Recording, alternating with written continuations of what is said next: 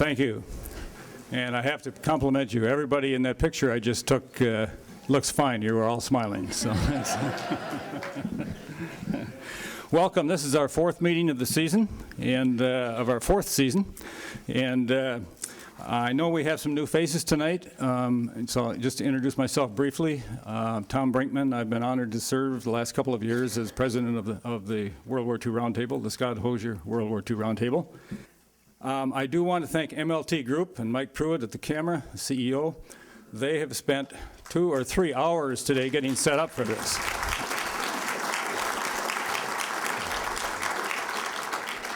Mike, I'm not saying you need a shower, but I hope you had time for a shower because you really worked hard. And so did Matt Fiskus up in the control booth. The two of them worked really hard. So, so Tom Hosier, one of our co-founders and program chairman and hard-working member, is going to take the program for Pearl Harbor now. Thank you, Tom. Can everybody hear me?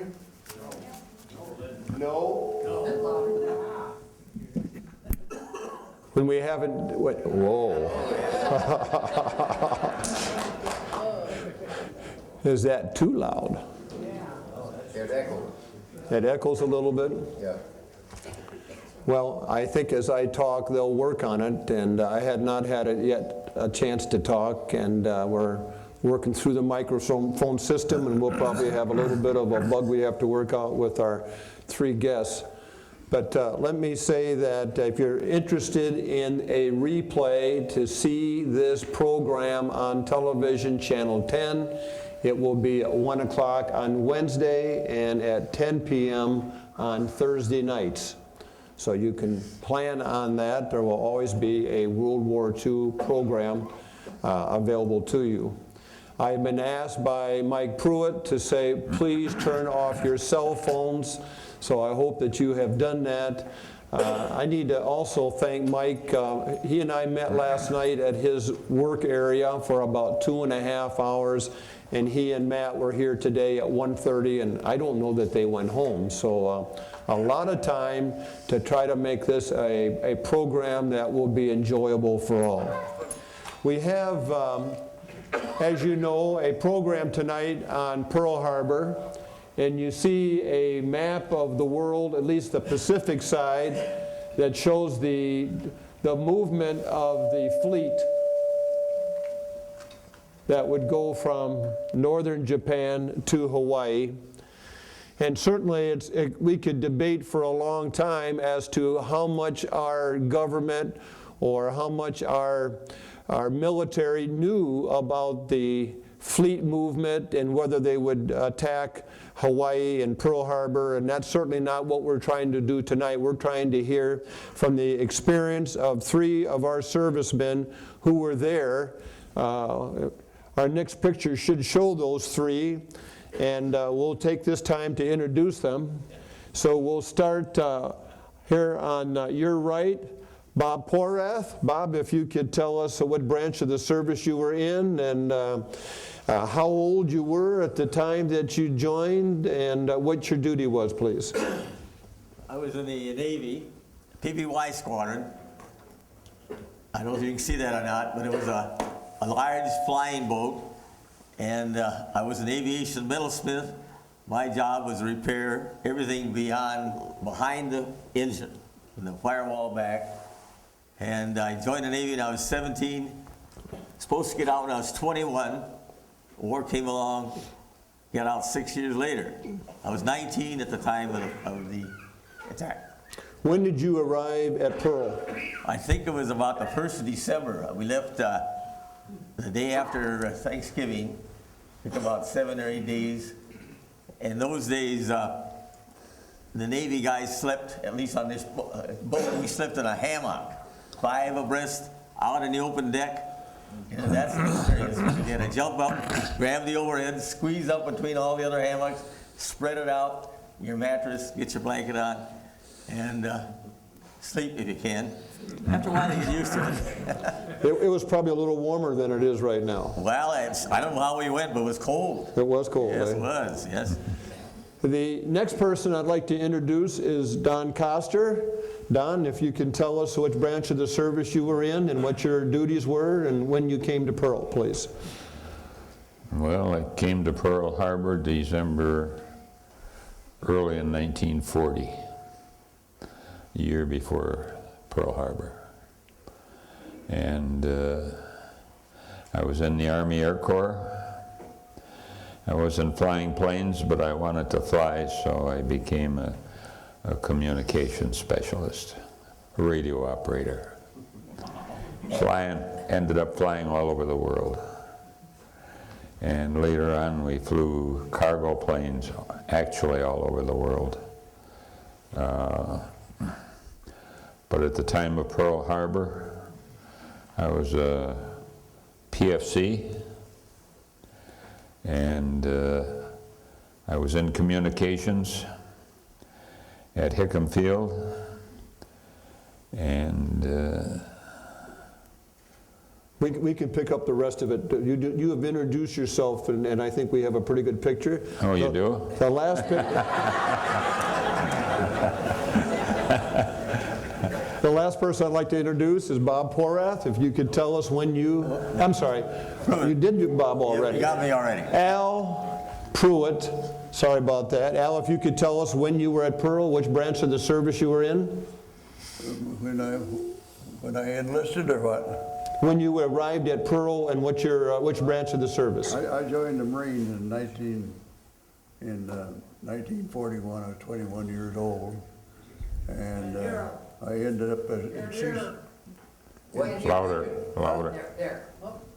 in sea school. I ended up in sea school, so I went aboard the USS Pennsylvania in July of 1941. And December 7th, I was in Pearl when I was out raising colors, the flag. The same story I've told for years, but it's true.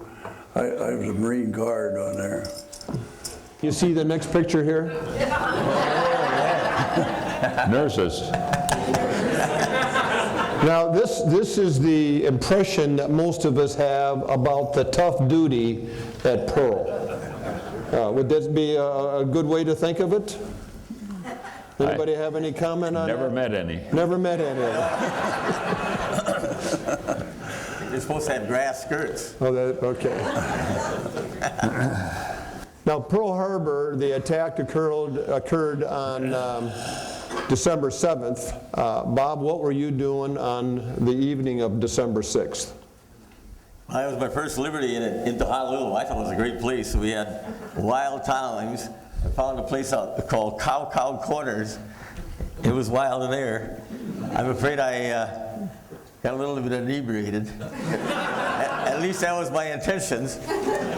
And I had a great time. But the trouble is, I was always a worrywart, and we had to catch the ferry boat back to Ford Island, which is the middle of Pearl Harbor. And I can't remember if it was the last one, it was 12 o'clock or 1 o'clock when I caught the last one. And of course, the next morning I was in bed when things happened. Okay. Don, what do you remember about the night before?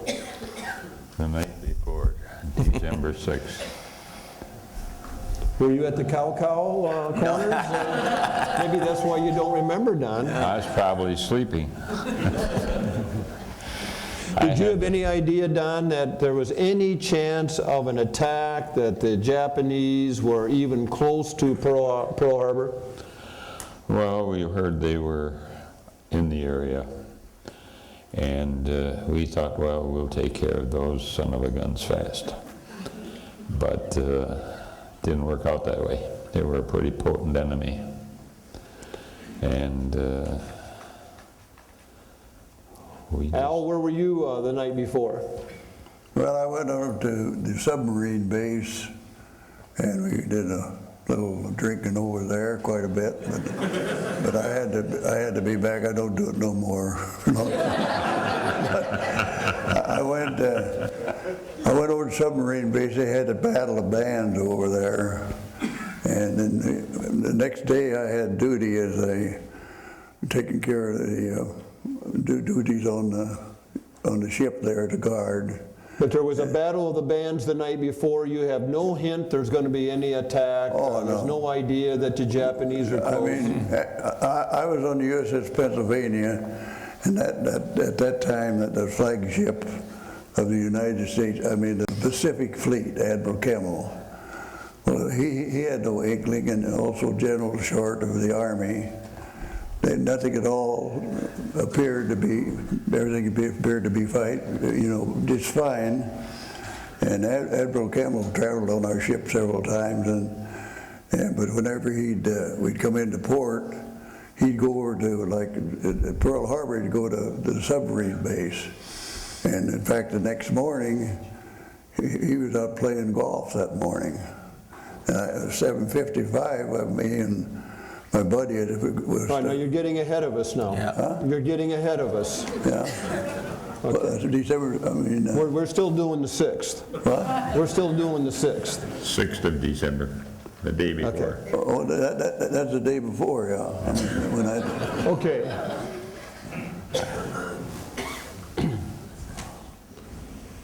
All right, now the Japanese attacked in 2 different waves, and you see a map of the island, and you see then the 2 different waves and the times, someone didn't turn off and the times that they attacked, and you see a general location of Ford Island, which would be where most of the oil or the arrows are pointing, and then you see a little bit of Hickam Field, but you see the Pearl Harbor as you see the narrow entrance coming off of the Pacific Ocean. So if we can have the next picture. Here's an overview again of Pearl, and you have Ford Island, so you have Ford Island right here.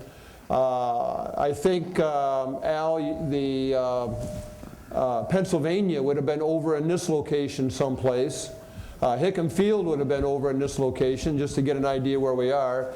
But I think, Bob, you're going to be, and we'll get a better picture of this in a minute, you're going to be right in this area right here. Right there. Pretty much across from the California, right? Right. Right in here. We'll get a better picture.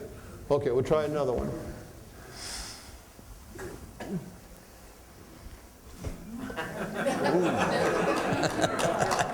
There he is. Who's that guy? Yeah, who's that? Oh. How old are you there, Bob? Well, that was probably taken when I was about 18, I think. Oh, God.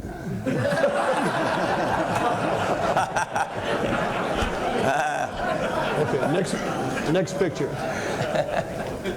Enough said? Enough said. Right. Okay, now we have a little better idea of where our speakers are going to be in terms of Pearl Harbor. Here's the California. We pointed that out in an actual picture. And it seems to me, Bob, is this your barracks? Right there. That long one right there is your barracks. Okay, if we go across to where Al is, here's the Pennsylvania. Right. And Hickam Field, we don't quite have it on this map, but we get an idea of how it's located in relation to the other 2. Okay, next picture, please.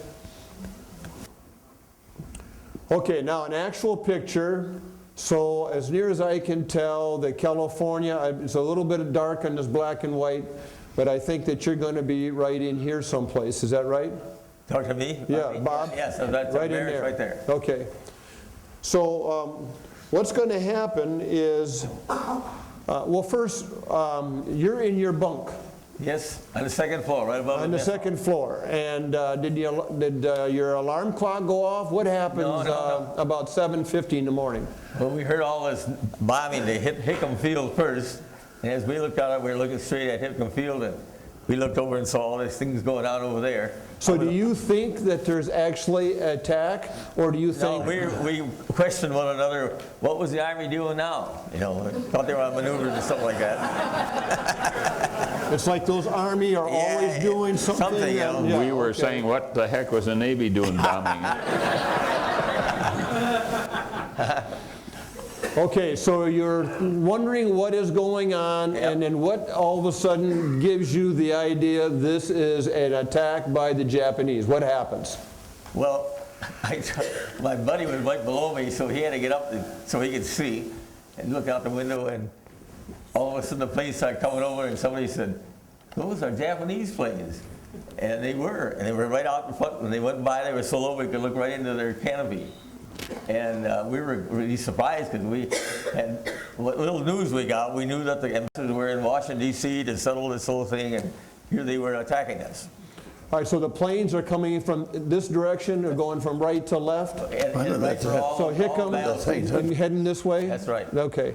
And so are you going to put your clothes on, or do you run around in your skivvies? What happens here? Well, just about that time, they, over the speaker, they were saying this was not a drill, this was a war where they were attacking us to get down to our squadrons as fast as we could. Okay, now your duty station is going to be this hangar right here, is that right? This one? Over there, right there. That one right there? Yep. Okay. And so you're going to go from, I'm going to say, it looks like that location there. There, yep. You're going to be going between the buildings and dodging to come right here. Right. What was that like, Bob? Well, they had looking for targets of opportunity on the way back, so they were strafing everything they could. So they would strafe close to us, and we'd go from one building and watch for them. And when they were clear, we'd run to another building. So you would hide behind a building. Right. As soon as you didn't see a plane or you thought it was safe, then you'd go to the next building. Right. And you're advancing to get to this building right here. Right. Is that building already on fire when you get to No, it? the one on the end was. This one right here? Yes. All right, we have a picture of that, I think. Right there. That's Yeah, the one on the that's it. end. And All it's right, our hangar right and here. you're trying to get to this one. That's it. Is that right? That's the one. Okay, and when you get here, what are you going to do when you arrive? Pardon? What are you going to do when you arrive? Well, we came in at a door at the left there. Right there. Yeah. And Okay. we went into the office area, and that was fairly safe. The bullets were going through, but the bullets were going right through the rest of the place. And, So this is a different material. The bullets aren't Right. going through here. Kinda like the But this office is going thin up. metal, and the Just like bullets a are pole just going barn. right through it. Pole barn. Okay. All right. What are you going to do when you're inside? I didn't know. Nobody knew. We showed up there and we met our chief petty officer, and somebody wanted to get into the ammunition locker. So they said the guy that had the key for it was in town. It was locked up. So this guy, TP Manning, our chief, sent another guy and I over to get to the metal shop to get a bolt cutter. We went over and cut the lock off. They opened it up. There's 4 30 caliber machine guns and 2 45s. I didn't get either one. All right. How many men are there that are going to use these 6 guns? Well, there's about 100 in our squad. 100 in your squadron. Is there any ammunition for them? There was a lot of ammunition there. Okay. And so you're one of the 94 that doesn't get a weapon. That's right. So now what are you going to do? Well, they told us to get out of there because there's nothing we could do. So we walked out into the main hangar. A bomb exploded here and blew all the glass out of the back, all these windows. That came raining down on us. That got us pretty excited. So we didn't know what to do. But somebody remembered they were making a new water line from the corner here to the water tower. Ditch. Okay. So we said that would be a safe place. We ran out there. Let's try the next picture. All right, And now, that's our hangar over there. This is some of our planes right here. is this your hangar right here? Or right here? Right there. Right there, that's your hangar. Yep. That's still the one we saw before that was burning. And I think that's when the Shaw exploded. Oh, that's when the Shaw exploded. Yeah. Wow, we could see that, okay. All right, and is that trench out in here someplace for the No, water it's on line? the other side of that hangar. Okay, the back side. be over here someplace. Okay. All right, so do what we see here, is this after the second attack? Do we think? This And- was, I don't see people being I too think concerned this is here. about the start of the second attack. Okay, about the start of the second Yeah. attack. And I mean, you said that you were nervous, you were scared. Wait a minute, how do you describe this feeling that you have when you don't get a gun, you're should supposed to ask go me. hide in a ditch? Should have asked me 85 years ago, 65 years ago. I couldn't do it. But I don't remember being afraid, angry, excited, and we ran over and got in the ditch. It was quite deep, deeper than I thought, and we fell in on top of other people, people on top of us, and it was kind of wild there. And we were safe, except that they could strafe pilot, so we moved closer to the tower, the water tower, where it came from, so they couldn't get a shot at us.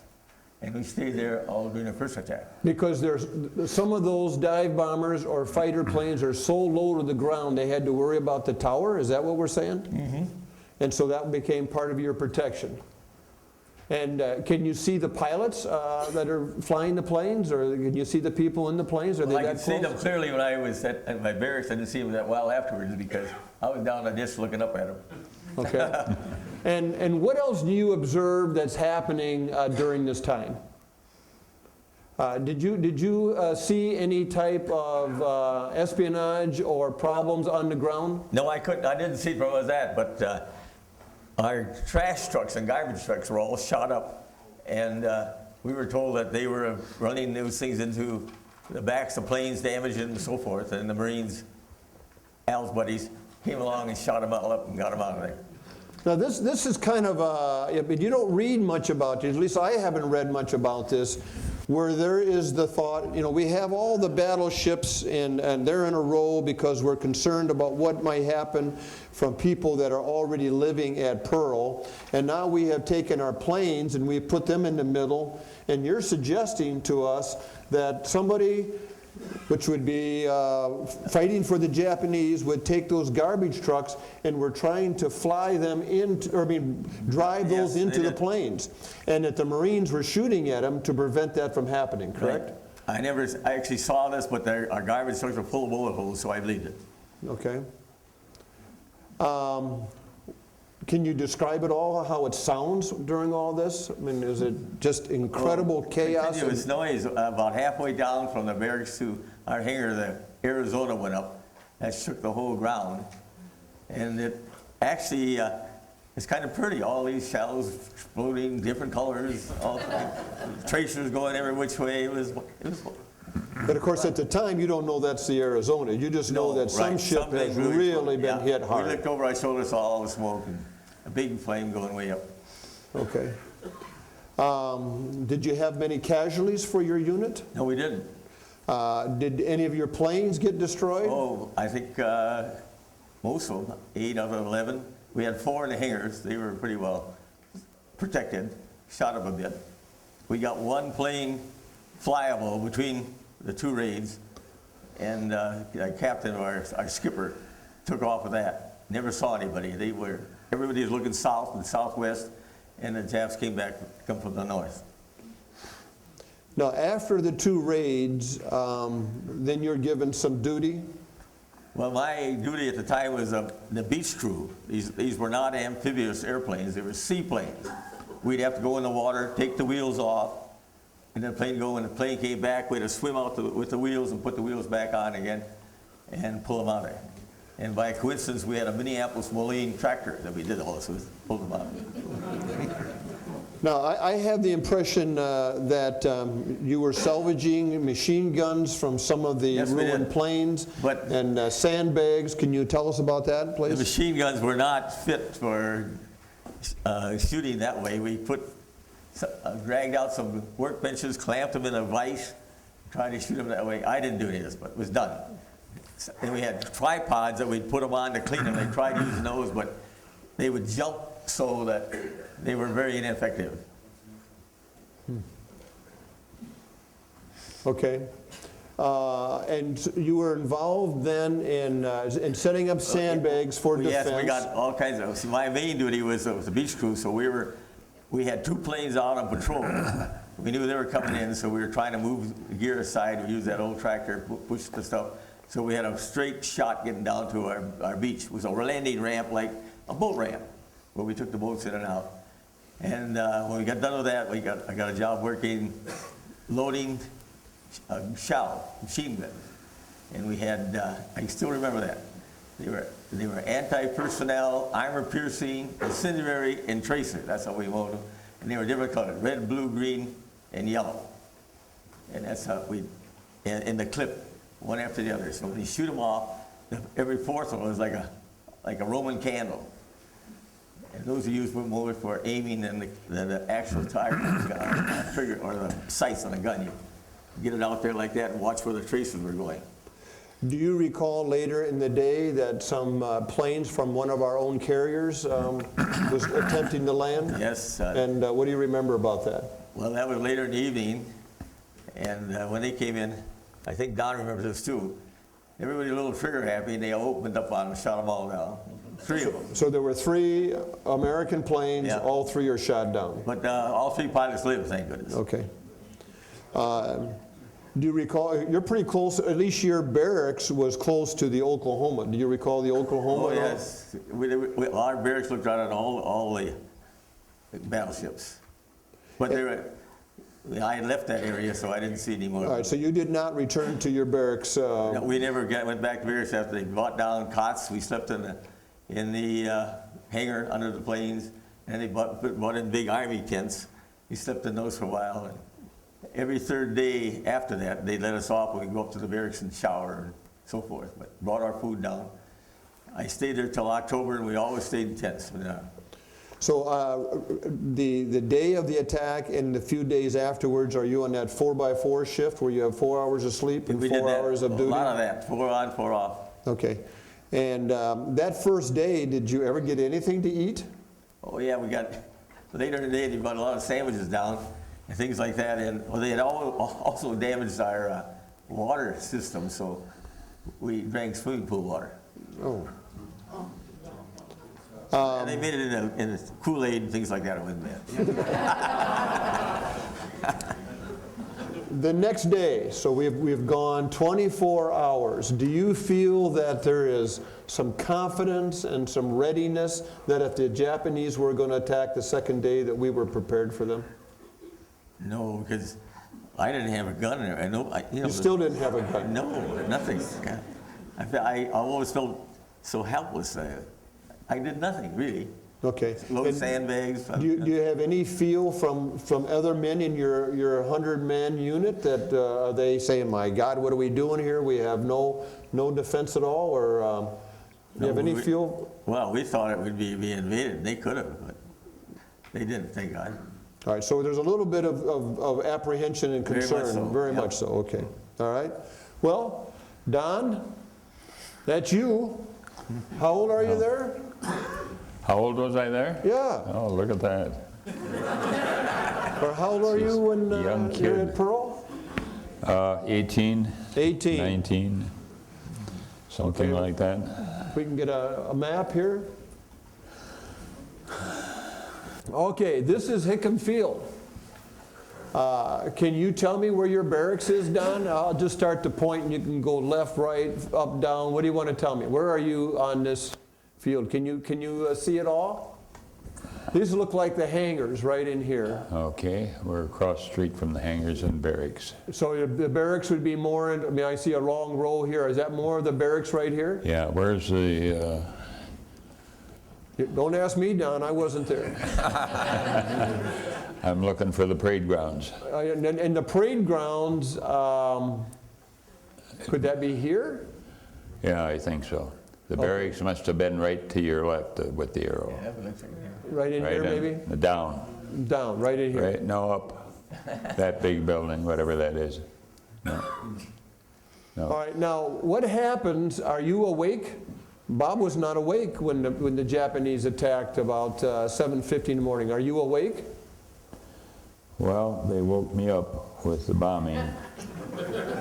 And we said, what is the Navy doing practicing bombing? And they said they're not, they're shooting at us. And we didn't believe them. And they said, well, there's a plane going over and look at the wings. And it had the Japanese emblem on the wings. And we said, well, it must be war. They're attacking us. Did So- your barracks get hit as you were waking up? Only one bomb dropped on the barracks, and that was across from where I was sleeping. But no, they left the barracks alone. Let's do another picture of Hickam Field and see if we can help ourselves a little bit more.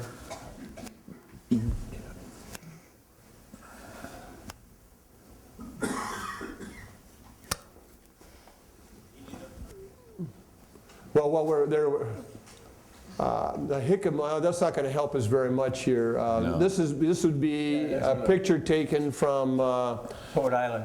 we're over Ford Island, and Hickam Field would be over here someplace. Yes. So this is an aerial view. And then I think Al, you're going to be over here someplace. Right. Yeah. Let's go to the next picture. So this was a drawing or a painting. Does this look anything like you remember seeing, Don? Yeah, I saw a couple Japanese planes with the rising sun on it come right over the top. So Only does it look about- like they're flying every which way and low to the ground, just as you see here? Well, they're flying overhead and they're only about 50 feet off the ground. Okay. And they were dropping the bombs, and they didn't hit the barracks very much, but they hit everything around it. They were trying to knock out the gas dumps. Now, do you have a battle station that you're immediately going to assume, or does your CO tell you where you need to go? Well, we're out on the porch and watching the Japs come and shoot us up. And the major came along and said, "Spread out, men, you make too good a target." So everybody split. So they said, "Go to your stations." So I went to the communication station, and they said the guy that was running the program was killed in the mess hall. Go and open the station. So we opened it for traffic. And I had a little peephole out of the trailer and looking right out across the parade grounds and seeing the Japs kept hitting the parade ground and putting bomb after bomb in it, thinking that was our gas dump. So And they I was opened- sitting on the gas dump. The openness, Seriously, I was on top of it, and I said, "Oh God, I'm not going to live very long." now you knew that you were sitting over this aviation fuel. Oh yeah. And was the building meant to disguise it so that, Well, the operations building was there, and the gas dump was right next to it, and my trailer was on top of the gas dump. and, So, yeah, we knew it was there.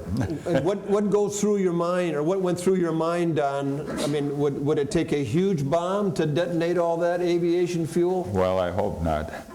But I was looking out the window of the trailer and watching, and they thought the place where the gas dump was Which would across be the the open street area. in the parade ground. Yeah. And here's a gas dump right under the trailer and running up to the road, and right across the street is a big parade ground, and they kept dropping bomb after bomb on that. But in theory, it wouldn't have needed a bomb at all to explode all of that gas that you No, were we would sitting have all gone sky high. Were you worried about that? Did you have concerns about I prayed pretty well, You did. really did. My guess is it would have been awfully quick if it had been hit. It would have. Yeah. Now, as a communications person, what are you going to do? I mean, what happens in communications when the Japanese are attacking? What are you doing there? Well, every time a bomb hits, we have the little knobs that fall down. So people are going to picture that old-fashioned telephone operation where somebody plugs in something into a board. The jack falls down. A jack, yeah, okay. So every time a bomb would hit, They the would all jack fall would down. out. They all fall out. So we'd have to push them all up and say, well, let's get a call in, and we'd get 2 or 3 calls in, we'd start plugging in, bang, another bomb comes across the street in the parade ground, and it's just across the street. And So are you getting information that, do you have a runner that's going to relay this to a CO about various types of activities that are going on at this time? well, I think the COs knew what was going on. They could see. They were in the middle of it. So then what is the information that you're gaining here in this communications booth? We were trying to establish communications, and every time we have the old type of switchboard, and when they would crank the phone, a jack would fall down, and we'd see who it is, and they'd tell us who they want, and we'd plug into whom they want. And every time a bomb hit across the street, all the jacks would fall down. So I'd try and remember 2 or 3 calls coming in and try and put the jacks back up and plug in and find out who they wanted to talk All right, so you continually had somebody calling in that wanted to talk to somebody else, and you would do that connecting. That's what your job was. Okay. At that point, yeah. All right. Let's go to the next picture. Now, this is certainly a more realistic picture. Is this how you remember seeing the planes? I really think this is probably a torpedo or It looks like a different type of plane than we had. This is a Betty, they call it. But that'd be probably getting ready to drop a torpedo. But with the cockpit like that, probably 2 men in the plane? Yep. Is that what we remember seeing? They had to develop special torpedoes for the harbor because most torpedoes go too deep. So they developed, well, some of them were kind of crude looking, had boards on them and so forth so that they would run more shallow. Shallow, yeah. I remember that. We're having a little trouble with your microphone, Don. Can you just speak into that? Okay. Do you Is that better? remember seeing any, you got to speak into it. You got to hold it right there. Okay. Okay. Do you remember seeing Testing, any? 1, 2, 3. Go ahead. Do you recall any planes being shot down? Any Japanese planes shot down? Yeah, a couple of them. Do you And- recall an incident where a pilot was still alive when his plane crashed? Yes. Can you share that story, please? Well, the plane came across the runway and down the length of it, and they shot him down. And he started to get out of the plane, and it was on fire, and they came up and shot him in the back. I thought that when we talked about this, that you said that people were yelling, don't shoot him, we want him for information. That's But right. there was just so much anxiety, so much pressure, so much emotion that he was shot anyway. Absolutely. Yeah. Okay. How are you dressed for this? I mean, are you fully dressed? You got a metal helmet? I had suntans on. Okay, I don't know if people all understand what suntans are. What does that mean? Summer outfit. Summer outfit? Okay. Khakis. So Did you have a metal helmet, Bob? No. Oh, yes? Yes? Yeah, okay, I just, Yeah. you know, lot as of silly them as that weren't. sounds, with all this going on, you may not be thinking it'd take much time to do much. A lot of them weren't because they come from town with their dress blues on. They had to go to battle that way. I had my khakis, not khakis, but dungarees and so forth. I was lucky. Are you able to get any water to drink during this day at all, Don, or anything to eat? somewhere along the line, they brought us some K rations later in the day. And we were bivouacked out in the field in the boondocks, and they brought us something to eat there.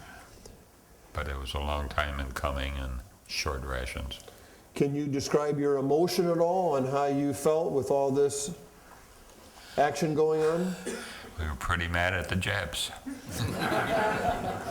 So you're reacting more with anger.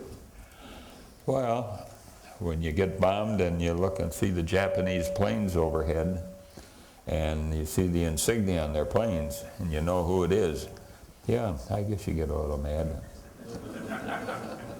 Do you recall the 3 American planes coming over the base?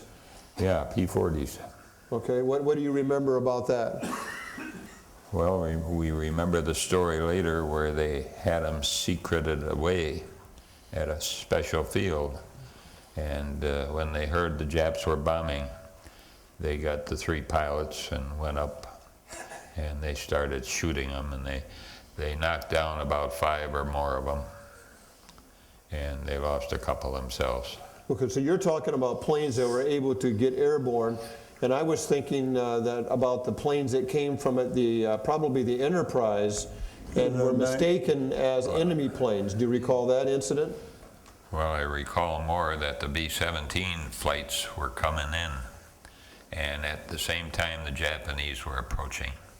So they warned all the planes, and I was listening to the communications at the time. They said, we're being attacked by the Japanese, so find yourself a field and land where you can.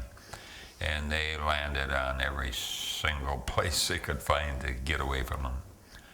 And they saved the planes, but they ruined the landing gears and stuff, but they repaired them, and they got them in the air in about 3-4 days. The place where your radios are, where you're manning your post, is that a protected area where machine gun shells or any type of shells would not go through it, or are you pretty vulnerable? Well, they had a munitions dump, and they went to get guns as soon as the Japs attacked. And it was locked, and the guy was going to town, to Honolulu. So you had the same story as Bob did then? Yeah, well, maybe you were there. I don't know. So they blew the lock off. They talked to the guy, and the guy says, I can't let you have these guns. And they said, you open the thing or we'll blow it up, and you too. So he decided he wasn't going to get shot, so he said, go ahead and do what you want to. So they blew the locks and opened it up, got all the guns out, and started using them. Did you feel after the first day that we were prepared that the Japanese were going to evade or attack again? No, we thought they were going to attack, and we thought they were going to come in that day. And we got bivouacked out on the boondocks.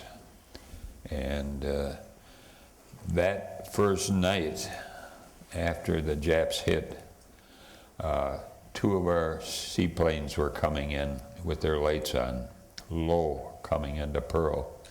And somebody opened up with their machine guns. And you never saw such a beautiful ring of fire. Every 5th bullet was a tracer. And the whole sky lit up just like a Christmas tree. And the planes went down and landed in Pearl, and there was 2 men that were hit, and I don't know how bad, but they lived. And none of them were killed, but they were lucky.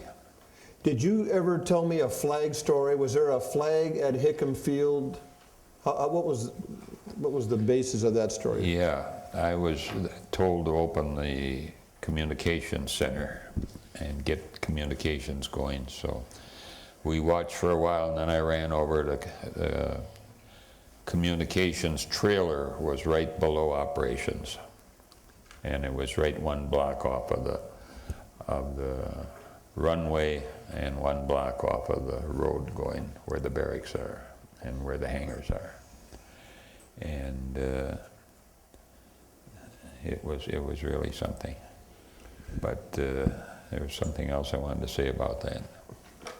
Well, when you think of it, we'll come back to it. Okay. Let's see the next picture that we have here. Did you ever see from Hickam Field any of the fleet burning, Don? No. Couldn't see from Hickam. We saw smoke, but we didn't see any of the fleet burning. So there's a lot of smoke and fire around Hickam, but you don't see anything from Ford Island or the ships in the harbor? No. Okay. We're blocked from Ford Island mostly. All right, let's go to the next picture. Al, I think that's you. Yeah, that's me. you. Is that you? That's me. She's a handsome-looking character. Look at that. He must have been younger. Now you're on the Pennsylvania. I don't know that you need it. I think your microphone works. Hello. Okay. Will that go back or not? I think we're in good shape. So you're on the Pennsylvania. I'm on the Pennsylvania. Is the Pennsylvania in Battleship Row? No, it's not. It's across over by toward the Marine Barracks, and the Hickam Field wasn't too far from us. But we was docked, we were in dry dock. You're in dry dock. All right, let's see where that goes. Okay, so again, we have Ford Island, we have Hickam over here, and then we have the Pennsylvania sitting there. right here, and in front of it we have the Downs and the Cassin. Yeah.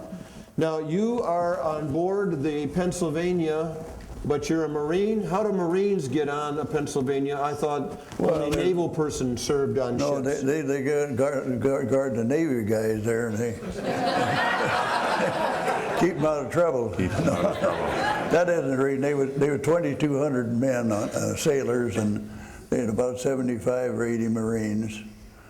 And we got along fine. As far as squabbling and everything, I think we got along very good. But, Let's see if we have another action or an actual picture. Okay, this is Ford Island. We've got Bob over here. This is Hickam Field. We've got Don over here. And my guess is that you are right in here someplace, Al. Let's go another picture. I think we have a nice overhead. Now this is the Pennsylvania in dry dock, and then we have the Downs and the Cassin in front of that, also in the dry dock. In the dry dock, right. Okay. So what are you doing when the Japanese come over about 7:50? Well, we were going to make the raise the flag, and the 4 Marine boys stood at attention and then presented arms. And So there's 4 of you total? 4 of us total. I mean, we was all in our khaki uniforms. It was pretty hot down there. And you would always put the flag up every morning at this time, or just on Sunday morning? In the military, they raise the flag at 7:55. 7:55. I mean, at 8 o'clock we were out there. Okay. And the bugler always blows, and everybody turns to salute the flag. But we were standing there, and we looked over to Fort Island, and we seen a plane diving. And that's very unusual because they used to dive on us out to sea by our own planes. So, and after a while, there was smoke and the fire started bursting over there, and then a torpedo plane come in, like Bob said. They had on wooden skids, and they had treetop level. It went right by our ship. They really aimed for us, but we was kind of protected by the dry dock. And they hit the Ugla, which was a minesweeper, and the Helena, which was a cruiser, was alongside of it. So it went through that Ugla, and it took them about 5 minutes. It sunk and went into the cruiser, and they had damage there. And that's when that torpedo plane come in, we seen the big rising sun on the wing. And then, of course, at that time they was coming in from all sides, and I don't know whether they ever raised the flag or not, but anyway, they said, they announced over the speaker, they said, everybody to their battle said, this is general quarters, said, it's not a drill. I said, this is general quarters. So you didn't stick around to make sure the flag got up? Well, I don't know. they weren't there. You're so dumbfounded. You kind All right, let's get a picture of the Pennsylvania. I think we have isn't that a nice looking ship? Wow. Now is this going to be the American flag here, or are we going to be in the stern? Be in the back part there. Okay, we're going to be in the stern. That's where the quarter deck was. Okay, so that's where you're going to be when you start to hear planes and you hear explosions on Fort Island, and you're probably wondering what somebody else is doing. This is too early in the morning for a drill. Is that right? Do you initially think it's not the Japanese? Do you think it's maybe just a drill of Navy or somebody else? I mean, when I seen Fort Island, when we seen fire coming up, and I don't know how many planes hit Fort Island, but then after that, then they started coming in from all sides. Torpedo planes like that. Okay, so you know right away that this is an attack, and you saw the tip of the wing, and you know it's Japanese. Yeah, they was hitting, and then they hit this battleship row over there. These battleships are about 600 feet long, and I suppose 8 or 10 stories. I mean, they go down to the bottom to the steel deck. There's a 12-inch steel deck. But what happened to the Oklahoma? They were supposed to be watertight, but there was nothing on. Everything was open then. So they hit the Oklahoma and also the other ships. I think there were 7 battleships. Some of them went down, and they could raise them, but like the Arizona, they dropped it down in the smokestack, and there were still 1,100 and some bodies they never did replace. And I had buddies on that from the Marine base. How many men are on the Pennsylvania, do you think, that morning? Well, I'd suppose that probably 1,200 or something like that, but there's usually 2,200. And each one had a gun station. Now, my gun station was a 5-inch 51. Well, let's see if we can get a picture of how those guns would be. We've got two different pictures here, Al, that might be possibly like the gun that you're talking about. Is either one of these close? Well, we had 12, 14 inches on there. But I mean, is this one at all close to how it was, or down here?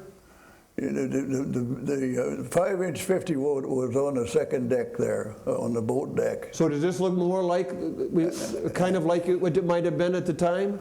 It's possible. Okay. Now, are you wearing a helmet like these guys? Well, that's what was on. I think this the 5-inch there, the smaller one, and they took about a 20-pound shell. But our 5-inch 51 for shore battery, we had 12, 14-inch guns on that. That was for bombing shore, and they took a 200-pound shell and they took 350 pounds of powder to shoot each one. So what is your responsibility as far as to get this gun to fire? Are you helping to get the ammunition from below to the gun? Is that? Well, we had power there, and all this comes up from down below, and it comes up on the elevator, and then they pass it on to the loader, and he puts it in there, and the guy, let's say, he triggers it and shoots it off like that, and. In fact, we had six or, I guess we had 7 or 8 on there, of them 5-inch 25s, and then we had our machine. Let's do the next picture. Is this the type of action that you're seeing by Japanese planes? Do you see them like this? Yeah, that's the kind that come in, and they had it was like they said, they had wooden. That looks like it was torpedoes towards the front there. Looks like a torpedo. Tipped the wings. All right, let's go another picture. Yeah. Do you recall which ship this is? Yeah, the one I seen tipped its wing, and that's way all the others. But I mean, do you recall which ship this is? Do you recall seeing a ship that looked about like this during the action? Yeah. Is that the Nevada? Yes. That's the Pennsylvania. No, you're in the Pennsylvania. Huh? This is out in the water. Yeah. So is this the Nevada? I think you talked about the Nevada, and you saw it trying to make it escape, and then they beached it, and this would be about where it was Nevada, beached. they was down at the end. They come around. They was going to go out to sea, and they got damaged, but they beached it. But all the other ships, the Oklahoma, I was over there on the other side. I was on the port side. I think we have a picture of the Oklahoma. Yeah. Yeah. There's the Oklahoma. So there's a battleship. And then how did you describe this, what you saw here when the Oklahoma looked like that? It was like looked like a big fish. A big fish or a whale? A whale, yeah, a whale. Yeah. And they lost quite a few. In fact, a former Pearl Harbor sergeant, Chris Stapleton, a teacher in town here, he was on that. Of course, he's passed away. How many planes did the Pennsylvania shoot down that day? Do you recall? Well, they say, you mean Pearl Harbor? There's 350 planes. No, but how many planes did the Pennsylvania actually get credit for? Well, we were shooting over as it's coming in on Hickam Field and the Marine Barracks over there, and we shot. We was credited for shooting down 3. I think you shot 3. 3. And do those barrels ever get hot? I mean, when they're doing all that shooting? Well, on the 5-inch 51 on the other side, over toward where Battleship Row was, they was coming in on that side, and these 5-inch 51, they shot so much that the barrel whipped. I mean, it got. The barrel would get warped or change its shape. Well, it just curled up, but. Before we come back to San Francisco for a kind of fix the damage we had when that bomb hit us, but they took one off the Nevada, they took one off of the Nevada because it was kind of damaged a little bit there, and they traded them. But after we come back for a general overhaul later on in 43, they took all them 5-inch 51s off, and they give us our machine gun was the best aircraft. And then they took them, they put in these quad 38s, and then they had these, we had several more machines. I think there's 110 guns. But Did the Pennsylvania ever get hit by a bomb? yeah, we got hit the second time when the casing in the down. I don't know whether you got a picture of that. Did you know that the Pennsylvania had been hit, or did you think that it was a ship that was nearby? There's so much concussion, but we did know because when that wind come in and the casing and downs in front of us, the smoke got to black. Let's show them the picture of that. We have that picture. Now there's my ship now. Here's the Pennsylvania. Right. And here's the, I don't remember which one. Is this the downs and this is the casing? That's the casing, yeah. Okay. And that's the down. And both of these are destroyers. Now this picture was taken the next day because and that fire was from the Arizona. And I was on the port side, which is the right side there. And where did the Pennsylvania get hit by the bomb? On the other side, right over on the other side, and it went on down to one of them to the boat deck and casemates, and I don't know, about probably 45, 50 feet from it, but it went down and then it blew up, and we lost about 23 Marines killed and injured that had been with, and I suppose about 40, 50 sailors and some. There were some lieutenants and so on like that, but then they after that after it went over, you talk about plane flying over that night that come off of the plane that flew over that night. So you recall those? Oh, very much so, because they put me as a loader on these 5-inch 25s, and so they like Bob said or somebody that they said, hold your fire. They could be our plane, but we never knew when they'd attacked us. They thought that they probably had a bunch coming in, a bunch of Japanese.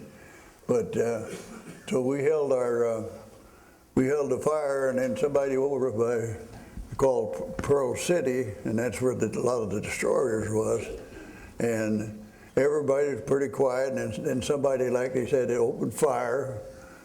And we opened fire, and everybody opened fire, and like they said, So it just took one, and then after that, everybody that unloads. was December 7th at night, probably. That was the evening? Huh? That was the evening? Oh, yeah, it was dark. Oh, it lit up the sky like you wouldn't believe. It was dark. You bet it's dark. Now, as a Marine, you're on this ship to guard the ship. Yeah. So, do you have a gun? Yeah, we had a gun, but we had a Springfield at that time, the old Springfield. 1903 Springfield model? The old one to kick you like a horse. And but later on, we got the M1s, and but we didn't have no ammunition. So you had a rifle, a 1903 Springfield, and no ammunition. No ammunition, no. And like they say aboard our ship, they had to beat the locks off of it to get the ammunition. But we had our own guns, and then I think we shot, according to from the Pennsylvania, they shot about 180,000 rounds on the 50 caliber machine guns. Yeah. And but they was when that bomb hit, the smoke got so bad that we had to go down below because it was choking us. And then they had water, and they even though we flooded the dry dock, and one of our Marines, which was our clerk, name was Barron, and they didn't find his body at first, and when they drained the dry dock there, he was about a 22-year-old corporal and nice guy, and they found that he'd been blown over down underneath the ship, and so But the Marine base was over there, and they set the fire trucks out. But when that scorched it like that, I mean, you can see how that downed. The other day, they fixed that up, but that in there never did no repair. And they. I think we can see why. Yeah. Yeah. Do we have one more picture? All right, this is what I thought we had earlier, Bob, when you were unloading ammunition there on the shore. Let's go another one, see if we see some sandbags there. Yeah. And you were doing some of this, so this was part of our preparation, certainly going into the second and third day. And then we're on Ford Island here, is that correct? You see a PBY right in the middle there. Yeah, people rise right in there, yeah. All right, Bob, we'll get into some general questions here. Do you think our government knew that Pearl Harbor is going to be attacked? I had no idea. I don't think so. At least we had no idea. What do you think today? Do you think, as you sit back all these years? I hope not. I hope not. Well, I can hope not too. Do you think that more could have been done to prepare you and others at Ford Island, at Pearl Harbor, before the Japanese attacked? I don't think so. You know, as far as I was concerned, what I knew, there was not going to be an attack. I thought we were negotiating for peace and so forth. So do you have this thought that, why are the Japanese mad at us? I mean, does that ever go through your mind? Yeah. Yeah. It's like, what are they doing here? This is wrong, right? Well, they hadn't declared war. Complete surprise. And they came down from we had trains out patrolling south and southwest, and they came from the north, so we never saw anybody. Even the plane that we got off between the battles went southwest and didn't see anything. Don, do you think that our government knew that Pearl was going to be attacked? Yes, I do. Okay, and so if they knew, then we certainly weren't prepared. That would be. I think the president knew, and the people in Congress knew, and they kept it to themselves, and the people didn't know about it, and they were really shocked. And as all the information came out later, it appeared that that was the truth. Al, did you think that our government knew that we would be attacked? Yeah. How do you feel about that? Absolutely. Absolutely. Because in 39, the war broke out over in Germany. FDR said there'll never be an American soldier in this war. And I think FDR knew it. I think that Churchill knew it. But the chief guy, I think his name was Taft or something. I might be wrong on that. But he didn't know it, and they had no warning. But that morning of December 7th, 200 miles, they had an army posted on one little island out there. And they phoned into their headquarters and radar and stuff like that, but I mean, they phoned in and said there's a bunch of planes coming in. And the officer in charge said, we got some B-17s coming from the States. Well, Japan, it's a different way of coming in. I mean, and they'd got off the aircraft about 200 or 300 miles out. If we'd had warning then, that'd been fine. And then a little later on, they had these little small Japanese one-man sub, and the U.S. Ward was supposed to have been shooting the first shot at Pearl Harbor. They were out how many miles, and they sunk one of these Japanese subs. And so they got the answer back, said, you guys must be drinking, said you probably hit a whale or something, and that was it. So your answer is we knew in advance, and then we had some short-term notice, and we didn't pay attention. But like Admiral Campbell and General Short, they kind of court-martialed them, which I don't think was. I mean, we had no inkling whatsoever of it. I mean, and And tried with the help of a lot of people to determine how many veterans were still in the Rochester area. And we certainly know about these three because they're here tonight. And I think Ruth Erickson was a nurse at That's right. Pearl, is here in Rochester. Do we have any other Pearl Harbor survivors, either as civilians or as service people? Anybody here? We have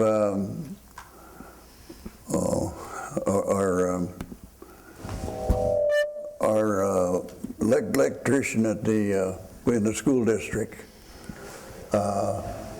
He's in a veterans home up in Walt Kling. Okay. He's in a veteran. He had a stroke. He's in a veterans home, and he was on the San Francisco. And as far as, like I've said, there used to be in the Pearl Harbor survivors that joined, not everybody, and it started in '58, the Pearl Harbor survivors. We used to have meetings here in Rochester, Red Wing, Mankato, and there's about 40, 50 of us. We'd take our wives and some guys would play golf, and we have a dinner. And Ruth Erickson, well, she's telling about she was a nurse, and she's in the charter house. She's about something like 94 years old, but she stayed in and she made captain. But and that's the only. And then there was Snuffy Smith. He passed away. And But as far as anybody that's still here, that's no, I don't know of any. This is the group. Yeah. Well, do we have any questions to ask our three speakers tonight? Anybody have any questions? Yeah. I'm just curious as to when they were firing at these planes and things, did they have to be concerned about firing on your own ships or on other, towards Fort Island or away from Fort Island towards Canada? The question is, with all the firing at the planes, is there any concern as to where the missed bullets are going to land? Do we have any of those concerns that any of you three would know? Well, some of them landed in Honolulu, and I think that's the only damage they got was our shell, not from the Japanese. It seems to me, and one of us talked about this, there's a car that was all shot up that was hit by friendly fire. Right. Where they had missed and then it hit that car. But certainly there's friendly fire, but I hear more of the incidents being in Honolulu than I do between Ford Island and the mainland, but I can't imagine why it wouldn't have been all over. Another question? Yeah. How long did it take for them to get to Pennsylvania seaworthy to go back to San Francisco? So the Pennsylvania was in dry dock. It got hit by one bomb. How long did it take before it was seaworthy? Well, I think about it took about, we were in dry dock, we had the screws off, so we were in dry dock, and they scraped the barnacles off of it, and then they red-leaded it. I mean, people in the Navy know what red-lead is. It keeps the steel from going rusting and so on like that. So we did. So to repair the damage because of that bomb, how long did that take? It took us about, in order to get it seaworthy, it took us about probably a week. And then we come back to San Francisco so they could To be refitted. To be redone. So we docked down there, and then as soon as we got it fixed, and we went back to sea in South Pacific. And then later on in '43, why I was still aboard it, and we went up to the Aleutian Islands. A lot of people may not believe there's any Japanese, but there's 2,800 Japanese up there. Yeah, and that'll be another program. Yeah. Another question? Yeah. What Marine divisions were these men in? And Roosevelt, and a Japanese ambassador was in Washington at the time. Roosevelt, he didn't want to fight, the story I got, and Roosevelt said he got to fight. But what Marine division? What, are you in a division, or are you just assigned to a ship? What's that? As a Marine, are you in a division, or are you just assigned Well, to when I come back to States, I was in the Fleet Marine Force, counted that, and that was Camp Elliott. That's when I got off. I spent 2 years. But you're not part of a division, you're assigned to a ship Yeah, as a Marine. and then later on, I served at Camp Elliott and also at Camp Pendleton. And then I thank Harry Truman for this. I was going, I was a big tech sergeant, and I was going back overseas again. I was going to Guam, and that was in the first part of August, or around July, August. So we got about 3 days out to sea with soldiers and everybody, and they dropped atomic bomb, which Harry Truman says to go ahead and drop it. And me being Missouri, well, I kind of like that. I would guess it. But it saved me. Yeah. How long did that first attack last? How many hours? The first attack, again, I don't have it quoted, but is it 15 minutes, 20 minutes? Is one Half is an the hour. first attack About a half an hour. Yeah. before the next attack? They're short. What other questions might we have? Right here. Yeah. Tell me, why didn't they know about it? I mean, that was a big project that the Japanese had. I mean, when you plan something big like that, something's going to come out. It's strange that there was no knowledge of it. Well, I think, and again, people will have different opinions, and you can read about it in different books, but the one thought is we knew the fleet was out there. We didn't know for sure where it was going to go, and we didn't pay attention to the clues that we had early in the morning that day. But we knew they were out there. We didn't know where they were going to go. Yeah? Did you have any special training on Japanese planes? Did you know what kind of planes were flying over?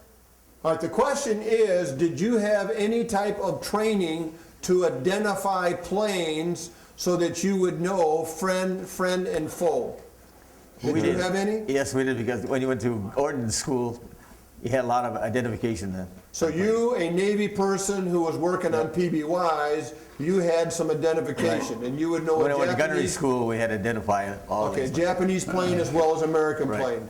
And Don, you're in the Army Air Force. Did you have similar identification? Sure, as soon as we saw the rising sun, we knew where they were from.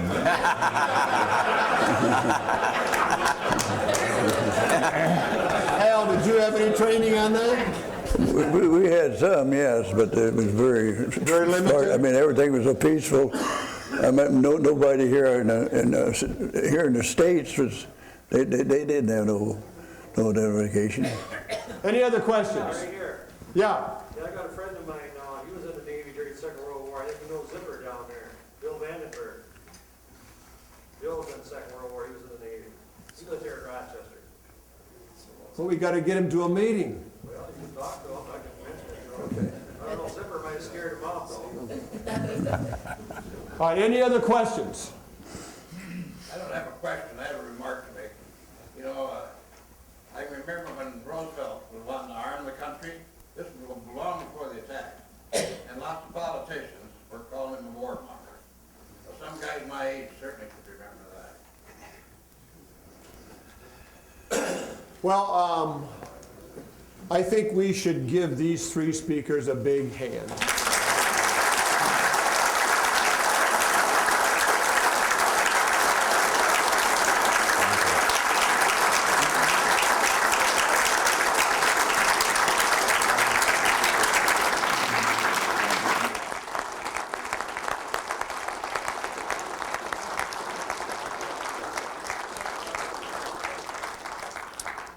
All right, if we have anybody that knows of a potential speaker for next year, we're already working on 08, 09. So if you're interested in speaking or you know someone who would be a good speaker, please let me know.